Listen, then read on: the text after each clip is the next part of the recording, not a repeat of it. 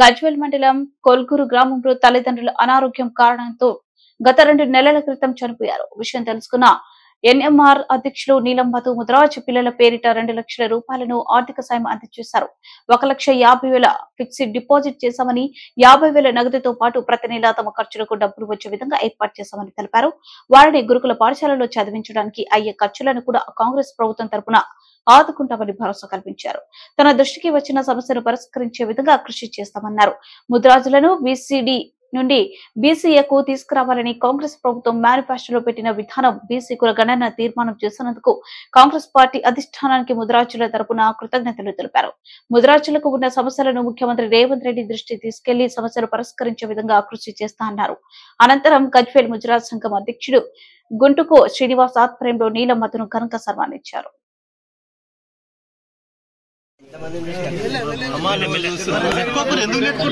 బిడ్డ పిల్లలు అది చూసి వార్తలలో మన ఫ్రెండ్ చెప్పినుండే రాజేందర్ రెడ్డి అని. తర్వాత మీరు కూడా ఫోన్ చేసిన మీ ఎంపీటీసీ కూడా నాకు ఫోన్ చేసిండే. ఎంపీటీసీ సర్పంచ్ గ్రామస్తులు కూడా అన్న మా ఊళ్ళో ఇట్లా ఈ పిల్లలకు ఇబ్బంది ఉందన్న మీరు వచ్చి ఏదైనా సాయం చేయాలని చెప్పి చేసినుండే. దాన్ని తెలుసుకొని వచ్చి చేస్తున్నామా. నాతోటి అయిన సాయం మానవత్వంతో ఏదో హెల్ప్ చేస్తున్నా. వీళ్ళకి ఫిక్స్డ్ డిపాజిట్ అయినా వాళ్ళు ఫిక్స్డ్ డిపాజిట్ చేసిస్తాయి. పిల్లలు తీసుకునే ప్రయత్నం చేయాలి. డిపాజిట్ చేస్తే బాండ్ రూపం ఇస్తారు. ఒక రూపాయి వేస్తే ఆ కుటుంబం బాగుపడుతుంది. అందరం కూడా మానవత్వం ముఖ్యంగా అందరు కూడా కుల మత భేదాలు లేకుండా మానవత్వానికి ఎక్కువ ప్రిఫరెన్స్ యంగ్ డైనామిక్ లీడర్, మంచి మనసున్న మా నేత నీలం మదన్న కొలుగురికి వచ్చిండు. అనాథ పిల్లలకు సాయం చేసిండు. ఈ వీడియో చూస్తున్న ప్రతి ఒక్కరికి ధన్యవాదాలు, శుభాకాంక్షలు అన్నకు. ఈ వీడియో చూస్తున్న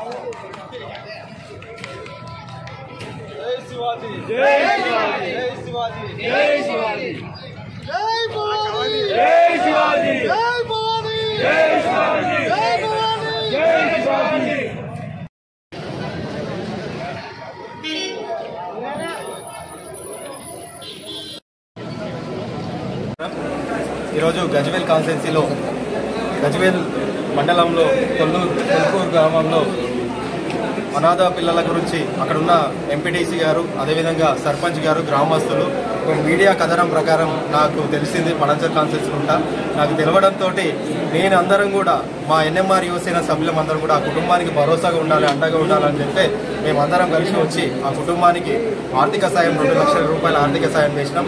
ఆర్థిక సాయం చేసిన తర్వాత కూడా మా కుల బంధువులందరూ కూడా గజ్వేల్ కాన్స్టిట్యున్సీకి వచ్చిరన్నా మీ అందరికీ మేము సన్మాన కార్యక్రమం చేస్తామన్నా, మీకు సన్మానం చేస్తాం గజ్వేల్ తరపున అని చెప్పి ఇక్కడికి పిలిచి మన సీనన్న అధ్యక్షుడు, అదేవిధంగా మండల అధ్యక్షులు, గ్రామాధ్యక్షులు, అదేవిధంగా జేఏసీ నాయకులు, కార్యకర్తలు, ఎన్ఎంఆర్ కార్యకర్తలు అందరూ కూడా ఇక్కడికి పిలిచి ఘనంగా సన్మానం తెలిపారు. వాళ్ళందరికీ కూడా కృతజ్ఞతలు తెలియజేస్తున్నా. ముఖ్యంగా నేను ఎందుకంటే మొన్ననే ప్రజాప్రభుత్వం, ప్రజాపాలన, ముఖ్యమంత్రి రేవంత్ అన్న సమక్షంలో మేము కాంగ్రెస్ లో జాయిన్ అయినాం. మా సమస్యలు ఎక్కువ ముద్రాజుల సమస్యలు కూడా గజ్వేల్ కాన్స్టిట్యున్సీలో ఉన్న ఫంక్షనల్ సమస్యలైనా, ఫిషరీస్ అయినా, అదేవిధంగా గ్రామాలలో ఉన్న సమస్యలన్నీ కూడా నా దృష్టికి తీసుకొచ్చారు. అట్లనే ఈ గజ్వేల్ కాన్స్టిట్యున్సీ కాదు, తెలంగాణ రాష్ట్రంలో ఉన్న ముద్రాజు సమస్యలన్నీ కూడా నాకు బీసీడీ నుంచి బీసీఏలకు తీసుకురావాలి అని చెప్పి తెలియజేశారు. మనకన్నా ముందే కూడా రాష్ట్ర ప్రభుత్వం కూడా మేనిఫెస్టోలో పెట్టారు. మేనిఫెస్టో ప్రకారం కూడా మొన్ననే బీసీ కులగణనలు తీర్మానం జరిగింది. ఆ బీసీ కులగణనలు తీర్మానం చేసినందుకు కూడా మేము ముఖ్యమంత్రి గారికి, సోనియా గాంధీ గారికి, రాహుల్ గాంధీ గారికి కూడా మా ముద్రాజ్ జాతి తరఫున, అదేవిధంగా బీసీ కులాల తరఫున కూడా కృతజ్ఞతలు తెలియజేస్తున్నాం. బీసీలకు అన్ని వర్గాలకు అండనిచ్చే ప్రభుత్వం, ప్రజాపాలన చేస్తున్న మా ముఖ్యమంత్రికి మేము అందరం కూడా ఎప్పుడు మీకు తోడుంటామన్నా. రానున్న పార్లమెంట్ ఎలక్షన్లో కూడా మేము అన్ని సీట్లు కూడా గెలిచేటట్టు ప్రయత్నం చేస్తాం, గెలిపిస్తామని కూడా తెలియజేసి మా అందరూ కుల సంఘ నాయకులు కూడా నాకు తెలియజేశారు. ఖచ్చితంగా ఈ సమస్యలు ఏవైతే ముద్రాజ్ జాతికి జరుగుతున్న అన్యాయాలు అవన్నీ కూడా నాకు దృష్టికి తీసుకొచ్చారు. నేను ముఖ్యమంత్రి దృష్టికి తీసుకుపోయి మా కుల సంఘ నాయకులు, జిల్లాల నుంచి జిల్లా అధ్యక్షులు, అదేవిధంగా ముఖ్యులు ఎవరైతే ఉన్నారో వాళ్ళందరినీ కూడా ముఖ్యమంత్రి గారికి తీసుకెళ్లి అక్కడ మన సమస్యలు చెప్పి అవి పరిష్కరించుకుంటామని తెలియజేస్తున్నా. ఈ గజ్వేల్ కాన్స్టిట్యున్సీ ఇంత ఘనంగా నాకు సత్కరించి సన్మానం చేసినందుకు కూడా వారందరికీ కూడా పేరు పేరున కృతజ్ఞతలు తెలియజేస్తున్నాను.